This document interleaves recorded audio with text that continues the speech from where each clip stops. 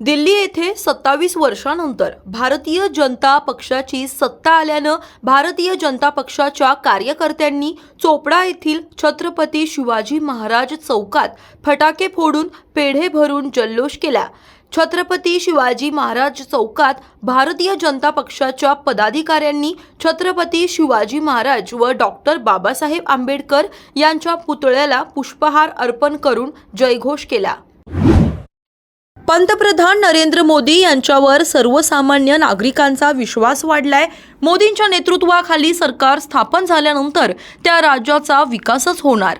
2024ची लोकसभेत खोटा समज निर्माण करण्यात आला, पण आता लोकांना ते समजले। उच्च व तंत्र शिक्षण मंत्री चंद्रकांत पाटील यांची प्रतिक्रिया। राष्ट्रवादी युवा काँग्रेसचे प्रदेशाध्यक्ष सूरज चव्हाण हे नांदेड दौऱ्यावर आले असून अजित पवार व युवा जोडो अभियानाअंतर्गत आज शासकीय विश्रामगृह येथे पदाधिकाऱ्यांशी त्यांनी संवाद साधला। यावेळी राष्ट्रवादी युवा काँग्रेसमध्ये युवकांना विविध माध्यमातून संधी उपलब्ध होणार आहे। या हेतून अनेकांचे सदस्य नोंदणी फॉर्म आम्ही भरून घेत आहोत, त्यासाठी हे अभियान चालू आहे। यावेळी प्रदेशाध्यक्ष सुरेश चव्हाण यांनी प्रतिक्रिया दिली आहे। उपमुख्यमंत्री एकनाथ शिंदे यांच्या वाढदिवसानिमित्त तयारी सुरू असून त्यांच्या ठाणे येथील शुभदीप निवासस्थानावर रोषणाई तसेच फुलांची डेकोरेशन करून जय्यत तयारी सुरू आहे। त्यांच्या कार्यकर्त्यांमध्ये मोठा उत्साह दिसून येतोय। कोल्हापुरात रामचंद्र पंत अमात्य बावडेकर यांच्या 308व्या स्मृती प्रित्यर्थ छत्रपती शिवाजी महाराजांचे आरमार या बाबतीत प्रतिकृतीसह माहितीपर प्रदर्शन भरवण्यात आलंय।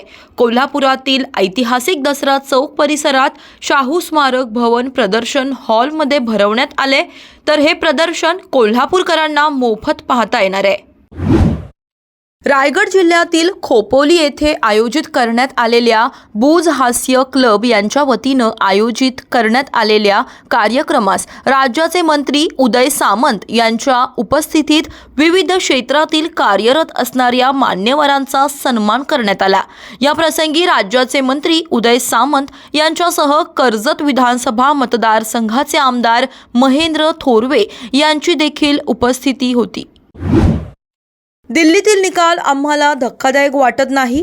कोणत्याही परिस्थितीत दिल्ली काबीज करायची असं मोदी शहा यांचं होतं, तर केजरीवाल यांचं दिल्लीत 10 वर्षे सत्तेत होते। आंदोलनातून आलेला पक्ष आहे, महासत्ता आहे, सत्ता पैसा यंत्रणा त्यापुढं त्यांचा निभाव लागू शकला नाही। महाराष्ट्राचा पॅटर्न तिथं राबवला गेला। मतदार याद्यातून हजारो नावं गायब केले असा आरोप खासदार संजय राऊत यांनी केलाय। दिल्लीकर हे केजरीवाल यांच्या सत्तेला कंटाळले होते। दिल्लीकरांचे आश्वासन केजरीवालांनी पूर्ण केलं नाही। पंतप्रधान नरेंद्र मोदी आणि अमित शहांवर दिल्लीकरांनी विश्वास ठेवलाय। भारतातील दिल्ली हे केंद्रबिंदू आहे। या ठिकाणी भाजपचा विजय होणं याचा आनंद आम्हाला आहे। वस्त्र उद्योग मंत्री संजय सावकारे यांची प्रतिक्रिया। दिल्लीच्या निवडणुकीत भरभरून असं यश मिळालं। यानंतर आमदार आदित्य ठाकरे यांनी भाजपला शुभेच्छा दिल्यात, मात्र त्यांनी मतदार यादीत झालेल्या फेरबदलाबद्दल देखील भाष्य केलंय। स्टँड अप कॉमेडियन प्रणित मोरे यांचा सोलापूर मारहाण प्रकरण नंतरचा पहिला व्हिडिओ आता समोर आलाय।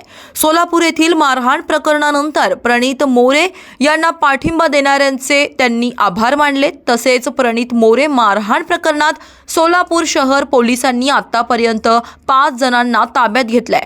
प्रणित मोरे याला मारहाण करणारा मुख्य सूत्रधार अद्यापही फरार असल्याचं त्यांनी व्यक्त केलंय। भाजपच्या दिल्लीमध्ये सर्व कार्यकर्त्यांचं अभिनंदन। दिल्लीच्या जनतेनं केजरीवालांचा खरा चेहरा जनतेसमोर दाखवलाय। फुगा फुटण्याचा प्रकार दिल्लीत झालाय, तर खोटं किती काय बोलू शकतो हे जनतेला माहिती आहे। जनतेनं योग्य पद्धतीनं निर्णय घेतल्याचं मंत्री नितेश राणे यांनी वक्तव्य केलंय।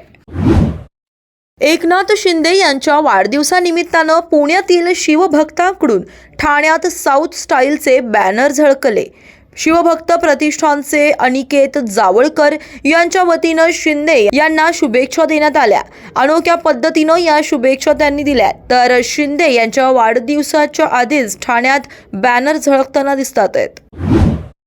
कल्याणच्या सिटी पार्क हा कल्याणकरांसाठी विरंगुळ्याचं ठिकाण आहे। त्या ठिकाणी भाजपने सदस्य मोहिमेचा स्टॉल लावलाय।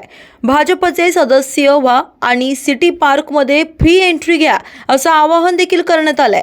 भाजपच्या या सिटी पार्कमधील मोहीम ही चर्चेचा विषय ठरली आहे। एखादा पक्ष अशा प्रकारे महापालिकेच्या सिटी पार्कच्या प्रवेशद्वाराजवळ सदस्यता मोहीम राबवण्याकरिता स्टॉल लावू शकतो का असा प्रश्न विरोधी पक्षांकडून आता उपस्थित करण्यात आलाय। पाचोरा शहरातील देशमुखवाडी येथील रहिवाशी सादिक मनियार यांचे मालकीचे घरात अचानक शॉक सर्किटमुळे घराला आग लागून घरातील संसार उपयोगी वस्तूंसह जळून खाक झाला। यात सुमारे 2.5 लाखांचं नुकसान झाल्याचं घरमालक सादिक शेख यांनी सांगितलंय। या घराला आग लागल्यानंतर घरात मोठ्या प्रमाणात आगीसह धूर झाल्यानं यात 6 महिन्याच्या मुलाला धुरामुळे त्रास झाल्यानं तिला जळगाव येथील खासगी रुग्णालयात दाखल करण्यात आलंय। खोपोली शहर आता ओळखलं जाणार पुस्तकाच्या नावानं मंत्री उदय सामंत यांनी ही घोषणा केली आहे। आज वाशीला खासदार नरेश म्हस्के यांच्या जनसंपर्क कार्यालयाचं उद्घाटन झालं, ज्या ठिकाणी आता सामान्य जनतेचे प्रश्न अडचणी सोडवल्या जातील। आज अनेकांनी बाळासाहेबांच्या विचाराने प्रेरित असलेल्या शिवसेनेमध्ये पक्षप्रवेश केलेला आहे। त्यांना आम्ही योग्य न्याय देणार। शिवसेनेची मूळ आरोग्य सेवा असलेल्या रुग्णवाहिका नवी मुंबईची जनतेसाठी देण्यात आली आहे, असं वक्तव्य उपमुख्यमंत्री एकनाथ शिंदे यांनी केलंय। रायगड जिल्ह्यातील खोपोली येथे भारतीय शेतकरी कामगार पक्षाचा खालापूर तालुका आणि खोपोली शहर कार्यकर्त्यांचा संवाद मेळावा आयोजित करण्यात आला। या मेळाव्यात भारतीय शेतकरी कामगार पक्षाचे नेते जयंत पाटील उपस्थित होते। तसेच विधानसभा निवडणुकीनंतर प्रथमच भारतीय शेतकरी कामगार पक्षाचा मेळावा खोपोली येथे संपन्न झाला। यावेळी त्यांनी आपल्या कार्यकर्त्यांना मार्गदर्शन देखील केले। नरेश म्हस्के 12 दिवसांमध्ये खासदार झाले, 2.5 लाखांनी निवडून देखील आले। ठाणे लोकसभा शिवसेना महायुतीचा बालेकिल्ला आहे। आनंद दिघे व बाळासाहेब ठाकरे यांच्या विचारांना संपूर्ण ठाणे जिल्ह्यात नेलं। राजधानी दिल्लीत सुद्धा भगवा फडकला। नरेंद्र मोदी यांचं उपमुख्यमंत्री एकनाथ शिंदे यांनी अभिनंदन केलंय।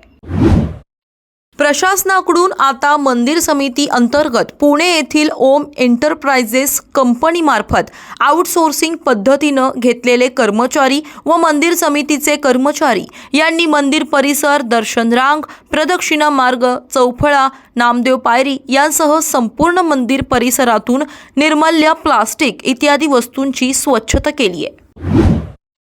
वणी येथील कोळसा खदानीत काम करणाऱ्या कामगारांना विविध प्रकारच्या अडचणींचा सामना करावा लागतोय। आमदार संजय देवकर यांनी प्रत्यक्षात जाऊन खदान कामगारांना येणाऱ्या अडचणी जाणून घेतल्या। तसेच कामगारांना कोळसा काढताना अनेक अडचणींना सामोरे करावे लागते असं मत त्यांनी व्यक्त केलंय।